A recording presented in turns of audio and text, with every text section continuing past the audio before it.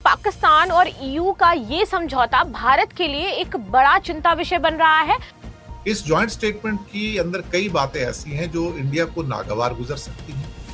तो कह रही है कि पाकिस्तान इस खित्ते का एक मेजर रीजनल पावर है और यूरोपियन यूनियन का एक महत्वपूर्ण पार्टनर है। कि आखिर क्या इंडिया की जो मदर ऑफ ऑल डील्स है वो इस डील के आगे छोटी पड़ जाएगी? क्या ये इंडिया की कूटनीतिक हार बनकर के सामने आएगी? और वो भी हम हार किससे रहे हैं? पाकिस्तान से। तो क्या ऐसा हो सकता है? पाकिस्तान का जो एक्सपोर्ट्स होता है उसमें यूरोप पाकिस्तान का सबसे बड़ा ट्रेडिंग पार्टनर है। अब कश्मीर के ऊपर यूनाइटेड नेशन की बात कही है यहाँ पर कि ईयू ये मान लेता है कि जम्मू और कश्मीर एक इंटरनेशनल इशू है जो इंडिया नहीं मानता है। पाकिस्तान क्यों इस मदर ऑफ ऑल डील्स को खत्म करना चाहता? तो आप देखो तो सक्सेसफुल तो जरूर हुआ है इस स्टेटमेंट के बाद, जिसमें इसने काफी तारीफें भी की पाकिस्तान की। पाकिस्तान का जो सॉफ्ट पावर बढ़ रहा है कि यूरोपियन यूनियन जम्मू कश्मीर को एक ऐसा कॉन्फ्लिक्ट मान रहा है जो इंटरनेशनल कॉन्फ्लिक्ट है और जिसको इंटरनेशनल कॉन्फ्लिक्ट में यूनाइटेड नेशन के अनुसार इसको सॉल्व करना चाहिए। पाकिस्तान को रक्षा का अधिकार है। जीएसपी प्लस स्टेटस है पाकिस्तान के पास जो कि ईयू ने दे रखा है। आखिर ये कौन सा स्टेटस हो जाता है जो हमारी मदर ऑफ ऑल डील से भी बड़ा है? पाकिस्तान के लिए it's about 66 to 70% of their goods जो यूरोप को जा रहे हैं वो जीरो टैरिफ पे जाते हैं। तो पिछले 5 साल से Pakistan has been the number 1। ये इम्प्लीमेंट हो इससे पहले ही पाकिस्तान ने भैया मीटिंग सेट कर ली ईयू के साथ और दिखाया कि देखो मेरी कितनी बड़ी जो कूटनीतिक जीत है वहां पर दिख रही है। पाकिस्तान से 55,000 एक्सपर्ट्स वगैरह माइग्रेट लेकर आ रहे हैं वो वर्कर्स फ्रॉम पाकिस्तान। तो मुझे बड़ी हैरत हुई थी। मैंने कहा कि भाई तुम लोग इंडिया क्यों नहीं गए?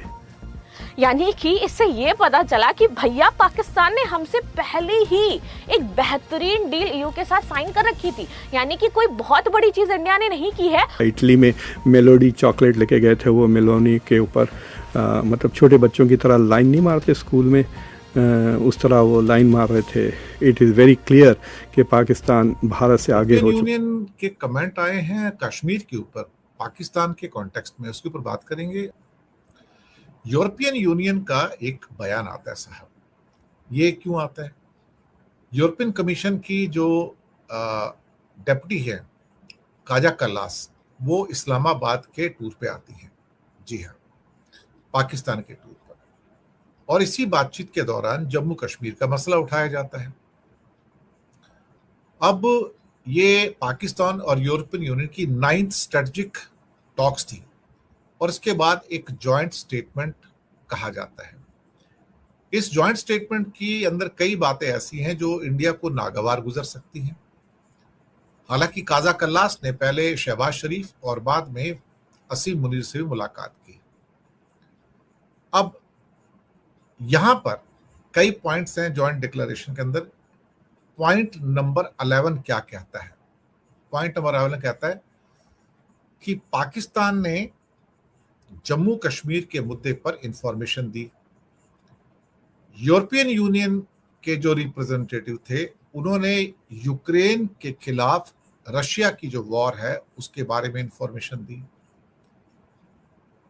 दोनों ने कहा कि दोनों पक्षों के, यानी कि ईयू कहता है कि दोनों पक्षों को, पाकिस्तान और यानी कि रशिया यूक्रेन भी, उनको यूनाइटेड नेशन के चार्टर के जो प्रिंसिपल हैं बातचीत से और डिप्लोमेसी के माध्यम से शांतिपूर्ण तरीके से सॉल्यूशन खोजना चाहिए। अब कश्मीर के ऊपर यूनाइटेड नेशन की बात कही है यहाँ पर। भारत ने शायद इसको एक किस्म से आपत्तिजनक माना है। एक्सपर्ट्स का मानना है कि इस लैंग्वेज को एक्सेप्ट करके ईयू ये मान लेता है कि जम्मू और कश्मीर एक इंटरनेशनल इशू है जो इंडिया नहीं मानता है। इंडिया कहता है कि ये एक बायलैटरल मुद्दा है, लेकिन पाकिस्तान कहता है कि ये इंटरनेशनल मुद्दा है और इसको यूनाइटेड नेशन के द्वारा सॉल्व किया जाना चाहिए। तो अगर यूएन का स्टेटमेंट देखोगे तो उनका ये कहना है कि रशियन यूक्रेन डिस्प्यूट और कश्मीर डिस्प्यूट यूनाइटेड नेशन के प्रिंसिपल के अनुसार बातचीत और डिप्लोमेसी के माध्यम से सुलझाना चाहिए। अब भारत का रुख ये है कि कश्मीर भारत का हिस्सा है, जिसमें पीओके भी है, और जबकि यूरोपियन यूनियन जम्मू कश्मीर को एक ऐसा कॉन्फ्लिक्ट मान रहा है जो इंटरनेशनल कॉन्फ्लिक्ट है, और जिसको इंटरनेशनल कॉन्फ्लिक्ट में यूनाइटेड नेशन के अनुसार इसको सॉल्व करना चाहिए, और इंडिया उसको अंदर लाने के चक्कर में नहीं रहता। अब ये क्या कहा जाए, अल्टीमेटली ईयू की ये जो भूमिका है ये थोड़ी सी यहाँ पर भारत को नागवार गुजरती हुई नजर आ रही है। नमस्कार, आज हम बात करने वाले हैं पाकिस्तान और ईयू के बारे में। आखिर क्यों पाकिस्तान और ईयू का ये समझौता भारत के लिए एक बड़ा चिंता विषय बन रहा है, और जिस प्रकार से ईयू ने बयान दिए हैं इससे ये लग रहा है कि भैया जो यूरोपियन यूनियन है वो पाकिस्तान की तरफ ज्यादा झुकाव रख रहा है, जबकि अभी हमारे यानी कि इंडिया और ईयू के बीच में mother of all deal sign हुई थी। आखिर पूरा मामला क्या हो जाता है, क्यों ऐसा कहा जा रहा है, तो चलिए इसी के बारे में बातचीत कर लेते हैं, और मीटिंग किसके किसके बीच में हुई है तो ये भी देख लेते हैं। तो यहाँ पर खबर हो जाती है कि पाकिस्तान को रक्षा का अधिकार है, यानी कि ईयू ने डायरेक्टली ये नहीं बोला है कि हम किससे रक्षा के लिए बात कर रहे हैं। इस पूरे मामले को शॉर्ट करने के लिए, या एक तरीके से कह लो बैलेंस अप्रोच अपनाने के लिए, उन्होंने कह दिया कि हम तो कह रहे हैं कि जो पाकिस्तान है वो हर किसी से अपने रक्षा का अधिकारी हो जाता है, चाहे वो अफगानिस्तान ही क्यों ना हो जाए। तो इस तरीके से मामले को सेटल डाउन करने का प्रयास किया है। लेकिन डायरेक्टली अगर मैं बात करूं कि इंडिया के ऊपर क्या ये टॉन्ट कसा गया था, इंडिया को लेकर के कहा गया था, तो इंडिया का नाम बीच में शामिल ऐसे नहीं किया गया है। चलिए अब आगे आ जाते हैं, इससे इंडिया को क्या नुकसान हो सकता है और क्यों यहां पर ये कहा जा रहा है भले ही इंडिया को नाम ना लिया गया हो लेकिन टारगेट यहां पर इंडिया था। चलो यहां पर देखते हैं एक tweet ministry of foreign affairs of Pakistan का, जिसने लिखा कि भैया डिप्टी प्राइम मिनिस्टर जो कि फॉरेन मिनिस्टर भी होते हैं सीनेटर मोहम्मद इशाक डार, ठीक है, इन्होंने मीटिंग करी है ईयू के HR VP miss Kajla Khalsa से, और इसके साथ इस्लामाबाद में आज इनकी मीटिंग हेल्ड हुई थी, जिसमें बहुत बड़ी बड़ी इंपॉर्टेंट चीजें सामने निकल करके आई हैं। और इसी मीटिंग के बाद ये जो बयान आया था जिसने पूरी सनसनी फैला दी कि आखिर क्या इंडिया की जो मदर ऑफ ऑल डील्स है वो इस डील के आगे छोटी पड़ जाएगी, क्या ये इंडिया की कूटनीतिक हार बनकर के सामने आएगी, और वो भी हम हार किससे रहे हैं, पाकिस्तान से। तो क्या ऐसा हो सकता है, तो चलिए इसको समझ लेते हैं, आगे आ जाते हैं। तो ये पूरी न्यूज हर जगह चर्चा में चल रही थी that EU high representative for foreign affairs to visit Pakistan tomorrow, EU strategic vision a foundation for deeper Pakistan EU political ties. तो यहाँ पर जो यूरोपियन यूनियन है और आपका जो पाकिस्तान है, इन दोनों के बीच में पॉलिटिकल टाइज भी हमारी बहुत ही ज्यादा स्ट्रांग होती जा रही हैं डे बाय डे। लेकिन यहाँ पर जिस तरीके से निशाना साधा गया है, और बात कर लेते हैं जो अफगानिस्तान का मुद्दा उठाया गया है। अगर हम कहें तो भैया अफगानिस्तान को इंडिया सपोर्ट करता है, डायरेक्टली भी करता है और इनडायरेक्टली भी करता है, और धीरे धीरे हमारे और जो तालिबानी सरकार है उसके साथ भी संबंध बेहतर होते जा रहे हैं। लेकिन अभी हमने तालिबानी सरकार को एज अ गवर्नमेंट मान्यता नहीं दी है। तो यहाँ पर आपको याद होगा कुछ दिन पहले तक युद्ध चल रहा था, ठीक है, और डूरंड लाइन यहाँ पर विवाद बनी हुई थी। अब अगर इस डूरंड लाइन को ईयू कहता है, मान्यता दे देता है, तो हमारे ये पर्सनल क्लैश उत्पन्न हो जाएंगे ईयू के साथ, और इससे हमारी जो डील हुई है ना वो इफेक्ट हो सकती है, और इससे इंडिया की जो इकोनॉमी है उस पर असर पड़ता हुआ नजर आएगा। ये हमारी 27 फरवरी 2026 में जब Pakistan defence minister says that country is open war with Afghanistan after the strikes, ये खबरें हमने देखी थी कि भैया दोनों के बीच में क्लासेस चल रहे हैं, और यहां पर कई बार ये भी कहा गया था कि अफगानिस्तान जो है वो इंडिया के सपोर्ट से हमारे ऊपर हमला कर रहा है। तो अगर ईयू ये स्टेटमेंट देता है कि हर एक नेशन को रक्षा का अधिकार है, पाकिस्तान को रक्षा का अधिकार है, तो ईयू इनडायरेक्टली यहां पर ये जस्टिफाई कर रहा है कि भैया अगर वो आपके ऊपर हमले कर रहे हैं या फिर इस तरीके से एक्टिविटीज हो रही है तो वहां पर क्या हो जाता है, पाकिस्तान सही हो जाता है। यानी कि झुकाव एक नजर आया है ईयू का पाकिस्तान की तरफ। फिर तो इससे ये भी साबित हो जाता है कि जो अफगानिस्तान में बार बार क्लेम किया जा रहा है, जो पाकिस्तान क्लेम करता है कि अफगानिस्तान को इंडिया की बैकिंग हो जाती, तो ईयू क्या इसको भी मानने के लिए रेडी हो जाता है। तो यहां पर एक क्वेश्चन मार्क जो नजर है वो हमें आया। अब देखते हैं कि आखिर ऐसा हुआ क्यों इतना ज्यादा झुकाव रख रहा है भैया, क्या चीजें हो जाती हैं, और पाकिस्तान क्यों इस मदर ऑफ ऑल डील्स को खत्म करना चाहता था, और क्यों परेशान था इतना ज्यादा, जिसमें वो थोड़ा ही आप देखो तो सक्सेसफुल तो जरूर हुआ है इस स्टेटमेंट के बाद। चलो आगे आ जाते हैं। तो यहां पर आपको पता चलेगा that Pakistan's exports to Europe increases by 8.62% to 7.55 billion in 10 months. और ये यूरो में है हमारा। ये अचानक से 10 महीने में कैसे इतना ज्यादा इंक्रीज हुआ, क्या चीजें रही हैं, ये भी बताएंगे क्यों इंक्रीज हुआ है। Importance of Pakistan's trade with the UK as a part of the EU. With the EU and the UK is Pakistan largest export destination and second largest source of import. ये chart आपको show करता है कि किस तरीके से दोनों के बीच में जो इंपोर्ट एंड एक्सपोर्ट है आपको एक अलग लेवल पर देखने को मिलेगा। कुछ दिन पहले जब EU के साथ ही हम दोनों व्यापार कर रहे थे तो पाकिस्तान ने एक हमारे जो बासमती राइस है इसको लेकर के दावा ठोका था कि ये हमारा हो जाता है, और पाकिस्तान ने कहा था ये हमारा हो जाता है। उस स्लॉट में EU ने दोनों को जगह थी। तो क्या EU डबल गेम खेल रहा है या फिर EU सिर्फ न्यूट्रलाइज होना चाहता है कि भैया देखो हमें क्या है, इंडिया के एक्सपेक्ट एक अलग मार्केट भी क्रिएट करनी, हम इंडिया पर पूरी तरीके से डिपेंडेंट नहीं रह सकते हैं। लेकिन अगर मैं मार्केट की बात करूं तो आपको ये पता होना चाहिए कि जो पाकिस्तान है ना वो पता है किसमें शामिल है। Since January 2014 Pakistan has GSP plus status है पाकिस्तान के पास, जो कि EU ने दे रखा है। आखिर ये कौन सा स्टेटस हो जाता है जो हमारी मदर ऑफ ऑल डील से भी बड़ा है और जिसकी वजह से 10 महीने में इतना बड़ा प्रॉफिट पाकिस्तान ने कमाया है।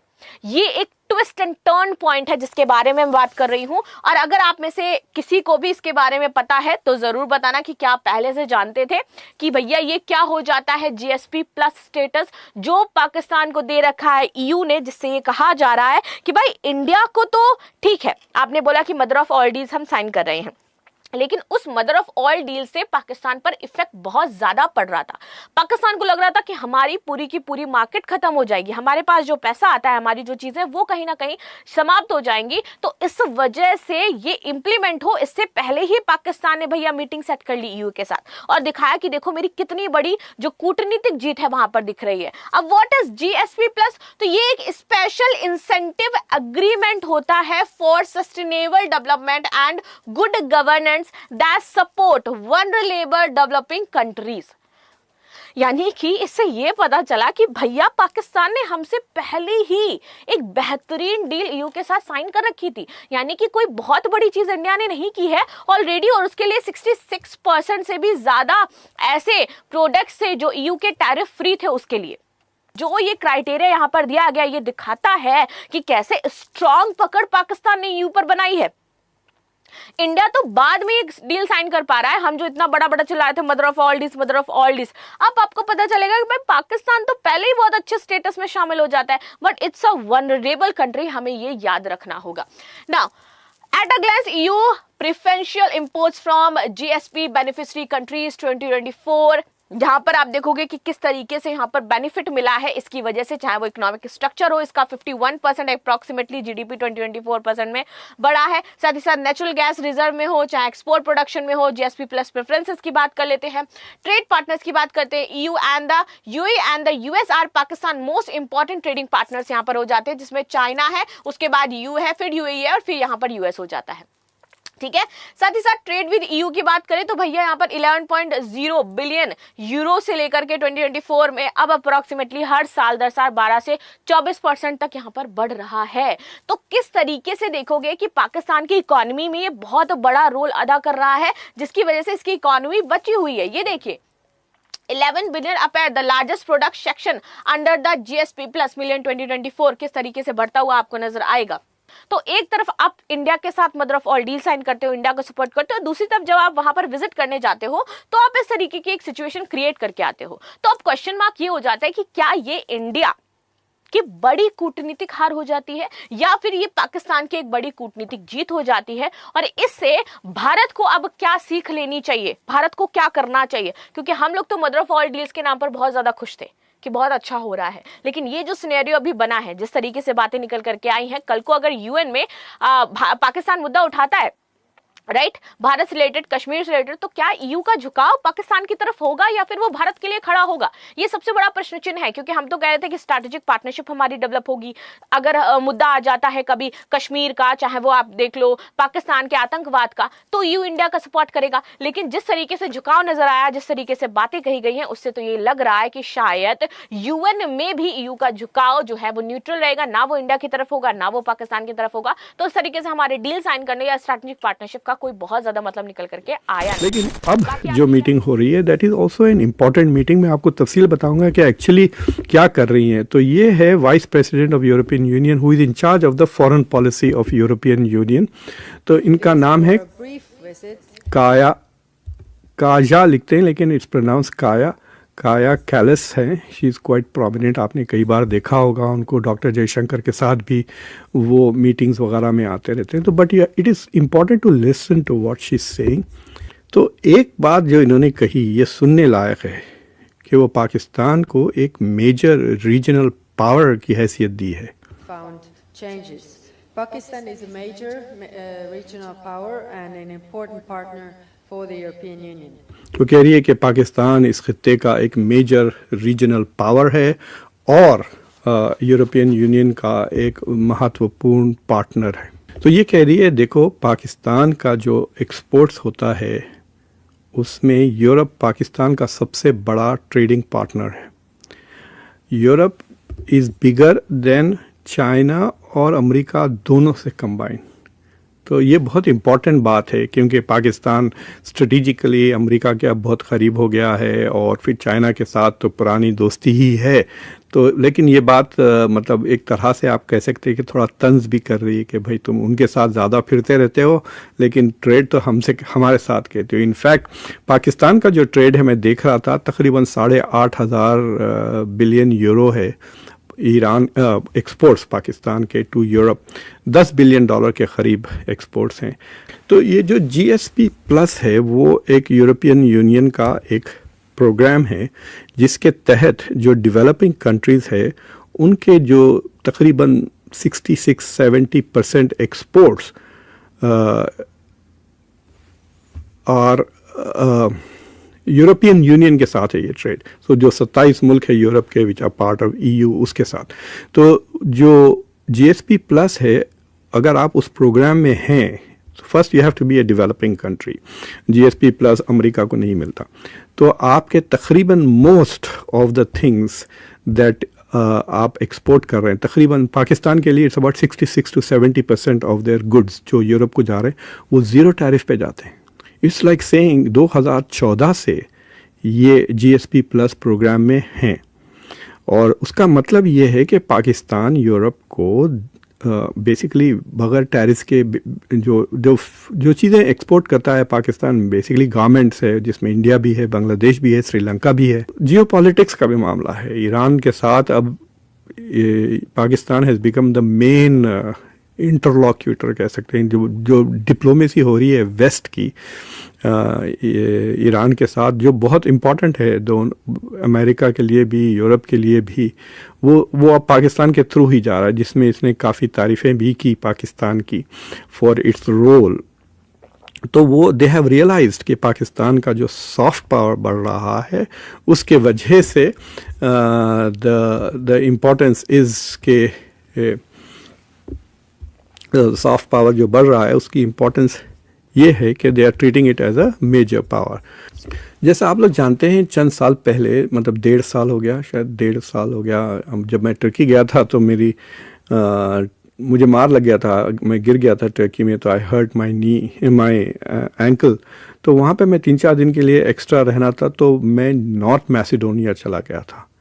तो नॉर्थ मैसिडोनिया इंटरेस्टिंग मुल्क है, मदर टेरेसा वहीं से आती है, स्कोपी है उसकी सिटी कैपिटल का नाम। जब मैं वहाँ पे गया था तो वहाँ पे मेरी मुलाकात हुई फॉर्मर प्रेसिडेंट से, उनके जो करंट नेशनल सिक्योरिटी एडवाइज़र है उनके साथ एक लंबी मुलाकात हुई, फॉरेन मिनिस्टर से मुलाकात हुई। So I met a lot of उनके policy makers in North Macedonia. तो उन दिनों में चर्चा चल रही थी कि पाकिस्तान से 55,000 एक्सपर्ट्स वगैरह माइग्रेट लेकर आ रहे हैं वो वर्कर्स फ्रॉम पाकिस्तान। तो मुझे बड़ी हैरत हुई थी, मैंने कहा कि भाई तुम लोग इंडिया क्यों नहीं गए टू गेट, अगर आपको वर्कर्स और टैलेंट चाहिए था तो why was India not your first choice. तो it was a very interesting thing कि वो Pakistan, so Pakistan has some influence in Europe or some contacts in Europe। तो पिछले 5 साल से Pakistan has been the number one, उनकी जो competition होता है Erasmus का, it's a very good scholarship। So I don't know whether India is part of it or not, लेकिन Europe like पाकिस्तान का तो नहीं पूछा, मैं टर्की में कई इरास्मस के रिलेटेड कॉन्फ्रेंसेस में मैं हिस्सा ले चुका हूँ। सो आई नो कि it's for some countries Erasmus scholarship बहुत इम्पॉर्टेंट है उनके हायर एजुकेशन के लिए, उनके स्टूडेंट्स को यूरोप भेजकर एडवांस डिग्रीज मास्टर्स और पीएचडी हासिल करने के लिए। So she is talking about that कि पिछले 5 साल से Pakistan was number 1 in Erasmus scholarship. So anyway फिर ये तारीफ़ कर रही है कि आपने जंग रोका, सीज़ फायर, वो जो डायलॉग जब जेडी वैंस पाकिस्तान गए थे उसका जिक्र किया। So she basically praising Pakistan, अब क्या आपने सीज़ फायर रोकने की कोशिश की, और सो बेसिकली इट शोज़ कि आजकल Pakistan is getting more attention. आपको याद है ऑपरेशन सिंदूर के बाद प्राइम मिनिस्टर मोदी वो जो भी करते हैं मास्टर स्ट्रोक होता है, तो उनका एक मास्टर स्ट्रोक आपने अभी देखा, इटली में मेलोडी चॉकलेट लेके गए थे, वो मेलोनी के ऊपर मतलब छोटे बच्चों की तरह लाइन नहीं मारते स्कूल में, उस तरह वो लाइन मार रहे थे मेलोनी इटली के प्राइम मिनिस्टर को। तो उसको इंडिया में तो बहुत खुश सारी पब्लिक के वाह क्या मास्टर स्ट्रोक है डिप्लोमेसी का। इस तरह की चीज़ें में अटेंशन पे करते हैं ज़्यादातर, बट जो मोस्ट इम्पॉर्टेंट आजकल जियो पॉलिटिकल इशू है जिससे सारी दुनिया को असर हो रहा है, सारी दुनिया की इकॉनमी पे असर हो रहा है, उसमें इट इज़ वेरी क्लियर कि पाकिस्तान भारत से आगे हो चुका है। अभी आप देख रहे हैं बार बार डोनाल्ड ट्रंप तारीफ़ें करते रहते हैं आसिम मुनीर की और शहबाज शरीफ की, अभी इसाक दार की बारी है। So Pakistan is definitely rising diplomatically. उससे क्या फ़ायदा होगा पाकिस्तान को उसकी इकॉनमी पर, उसकी स्ट्रेटिजिक सिचुएशन पे, वो तो हम अभी नहीं जानते। पाकिस्तान जियो पॉलिटिक्स पे इतना फोकस्ड है कि वो जियो इकोनॉमिक्स को नेग्लेक्ट कर रहा है। I think it's time for Pakistan to focus on economy and trade, fight corruption, improve human rights वगैरह।